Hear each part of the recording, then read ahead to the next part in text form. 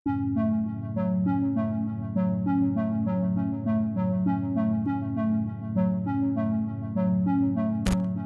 pemimpin Indonesia. Sampai ke hari ini mereka tak pernah cakap dan guna slang Melayu Malaysia bila berjumpa dengan pemimpin Malaysia. Malaysia terkejut melihat betapa kuatnya pengaruh Indonesia di negaranya, terutama di kalangan anak-anak. Berkat soft power melalui media sosial, televisi, dan musik, banyak anak kecil di Malaysia mulai terbiasa menggunakan bahasa Indonesia dalam percakapan sehari-hari. Mereka meniru gaya berbicara influencer Indonesia, menyanyikan lagu-lagu Indonesia, hingga mengikuti tren dari negeri seberang. Tak bisa loh. Oh, tak bisa katanya. Ini polis. Lu mau apa itu? Lu. Oke, yang kedua. Saya mau beli ini dan ini. Oke, apa ya? Kamu bukan ambil dari sana ke? Tak ada. Aku cuma ambil di sini.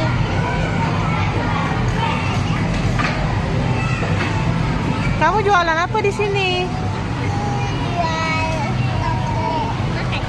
Jual makan. Makan. Baksonya ada bakso? Bakso? Tak ada. Enggak ada.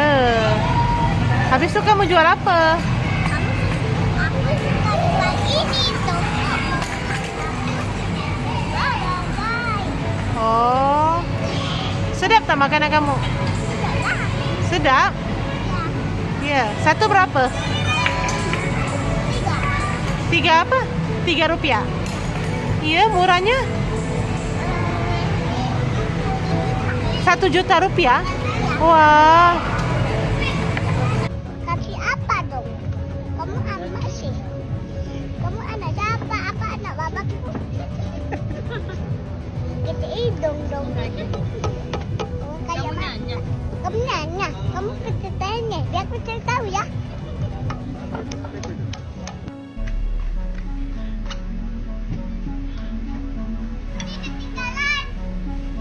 Ibu memang tak bawa pun. Kata mau belanja es krim. Kenapa cakap bahasa Indonesia ni? Cakap bahasa Malaysia je. Tak boleh cakap bahasa Indonesia. Orang Indonesia. Habis maknya orang Malaysia, bapaknya orang Malaysia. Kenapa tiba-tiba anaknya orang Indonesia? Bahasa Indonesia. Alah sayang. Enggak mau pizza? Enggak, katanya udah tutup kamu bilang. Iya, sudah tutup. Tapi untuk kamu boleh aja. Iya, nanti aja ya. Aku rasa mungkin dah tertukar budaya kot. Sebab kalau dekat Malaysia ni banyak budak-budaknya suka menonton YouTube. Jadi kalau aku balik kampung, aku jumpa sama anak buah ataupun sepupu aku, ni ngomongnya ikan cupang. Aku cakap lah ikan cupang tu apa? Rupanya ikan laga. Satu hari tu dia keluar daripada rumah nenek aku. Dia cakap, Pak polisi. Aku salah. Kalau kita orang selalu macam polis je tu. Aku cakap, mana kau belajar bahasa Indonesia ni? Lepas tu dia kata, banyak nonton Roblox. Ya kalau di sana banyak nonton Upin Ipin. Kalau di sini banyak nonton Roblox. Robloxnya kan orang Indonesia aja kan. Kalau aku pergi ke Indonesia pula, budak-budaknya seronoknya. Pasal tu lah semua bahasa dia nak I kan. Pasal Upin Ipin cakap I kan. Dengar satu cerita. Hari tu waktu raya lepas, Ella jumpa dengan seorang kawan Ella ni. Dia guru tuition English dan dia ada seorang anak perempuan umur 6 tahun lebih kurang macam tu. Ceritanya macam ni. Waktu kelas, mama dia suruh anak dia ni pergi tengok cerita YouTube dekat YouTube tau. Sebab waktu mama dia kelas online, jadi anak dia tak boleh kacau. Then before the class, mak tu jumpa dengan Arisa. The mom said like this, Arisa, later when I got a class, you get into your room and you watch a story that you want to watch. Later I will ask you, you need to share what story I'm telling about. And then class pun start. Arisa pun masuklah bilik dia. After 2 hours kan, Arisa jumpa balik dengan mama dia. And then suddenly, she's totally beyond what her mom expected. You know what she said? She said like this, ya ampun mami, aku lagi ketiduran, maafin gue ya. Mak dia apa lagi gelak lah sungguh-sungguh. Mak dia expect anak dia tengok cerita Inggeris, but suddenly she is watching Indonesian story. I've been thinking so many parents can relate this story because ramai orang Malaysia sekarang, terutama anak-anak muda yang kecil tu kan, biasa tengok Indonesian version kartun, betul tak? And I think you should proud of this. Sebab apa? Kita dengan Indonesia ni adalah serumpun. Bahasa kita lebih kurang sama. Cuma ada certain word lah yang berbeza. Contohnya macam ketam. Kita panggil ketam, dia panggil kepiting.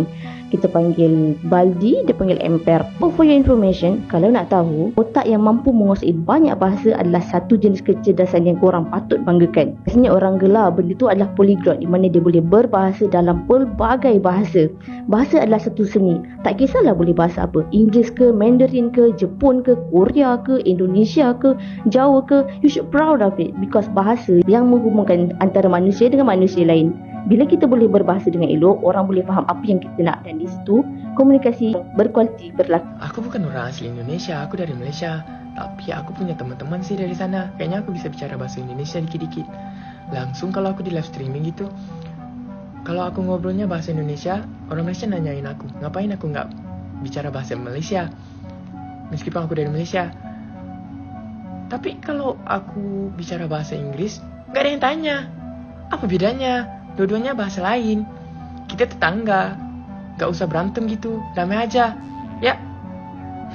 Ternyata, ini alasan kenapa banyak orang Malaysia suka pakai bahasa Indonesia. Halo, ketemu lagi dengan saya. Seperti biasa, perjalanan kantor pagi ini. Jadi sekarang lagi ramai di negara tetangga kita, Malaysia. Anak-anak mudanya lebih senang menggunakan bahasa Indonesia. Sebenarnya kita sama-sama basicnya bahasa Melayu, tapi mereka lebih senang menggunakan logat atau gaya bahasa Indonesia. Karena faktornya mungkin pertama melihat dari konten-konten di IG maupun di TikTok atau media sosial lainnya. Ini yang membuat petinggi-petinggi di Malaysia cukup meradang ya, mereka cukup marah. Yang kedua mungkin bahasa Indonesia jauh lebih kaya ya. Kosakatanya, perbendaharanya lebih banyak. Kenapa bahasa Indonesia lebih banyak? Padahal kita sama-sama menggunakan basic bahasa Melayu. Bahasa Indonesia, bahasa negara kita, bahasa nasional kita memilih bahasa Melayu basicnya karena tidak ada kasta. Kita tahu pada saat dulu penduduk kita banyak di Jawa, tapi bahasa Jawa itu sulit digunakan karena pakai kasta, ada yang sampai 3-4 tingkat. Jadi berbicara dengan yang lebih muda beda, dengan yang setara beda, yang lebih tua beda, sehingga menyulitkan. Akhirnya dipilihlah bahasa Melayu sebagai basic bahasa nasional, bahasa Indonesia. Tapi kesininya lebih diperkaya lagi. Jadi banyak sekali bahasa-bahasa serapan, baik dari bahasa Arab, karena kita juga pernah banyak orang Arab, dari bahasa Cina, dari bahasa Portugis, dari bahasa Inggris, dari bahasa Sanskerta, dari bahasa Jawa. Saya pernah ketemu dengan orang Malaysia, dia bilang bahwa kalau bahasa Melayu sangat sulit sekali mereka membuat naskah formal, naskah resmi, naskah ilmiah menggunakan bahasa Melayu karena sangat sedikit. Jadi mereka banyak memilih menggunakan bahasa Inggris. Nah, kembali lagi tadi bahasa Indonesia karena kaya sekali, banyak diserap bahasa-bahasa asing yang dijadikan bahasa Indonesia. Dirubah sedikit kata-kata, susunan katanya menyesuaikan dengan pengucapan. Seperti paling gampang akun menjadi A, huruf A, K, U, dan N. Kemudian konten huruf K, O, N, T, E, dan N. Jadi bukan konten seperti dalam bahasa Inggris. Nah, ini tentunya memperkaya bahasa Indonesia. Yang paling gampang kalau kita tahu influencer. Influencer itu bahasa Inggris, tapi bahasa Indonesia sudah ada loh. Pemengaruh. Kata dasarnya pengaruh, kemudian dikasih himpunan jadi pemengaruh. Jadi sebenarnya banyak sekali.